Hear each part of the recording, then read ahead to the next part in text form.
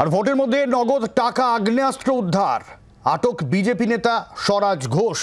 হুগলির দাঁতপুরে নাকা চেকিংয়ে আটক করা হয় বিজেপি নেতার গাড়ি। ভোটের আগে কেন টাকা অস্ত্র, যদিও উত্তর মেলেনি। স্বরাজ ঘোষ তৃণমূল ছেড়ে কয়েকদিন আগে বিজেপিতে যোগ দেয়। বিধান রয়েছেন আমাদের সঙ্গে, কি ঘটনা বিধান? দেখো সব্যসাচী, বিজেপির এক নেতা, তার নাম হচ্ছে স্বরাজ ঘোষ। তিনি গাড়ি নিয়ে যখন যাচ্ছিলেন তখন দাঁতপুর থানার পুলিশ, হুগলি গ্রামীণের দাঁতপুর থানার পুলিশ এবং নির্বাচন কমিশনের যে টিম রয়েছে তারা নাকা চেকিং করছিল দাঁতপুর থানারই হারিট এলাকায়। সেখানে গতকাল রাতে তার গাড়ি আটকানো হয় এবং সেই গাড়িতে তল্লাশি করার সময় 2 লক্ষ টাকা নগদ উদ্ধার হয়।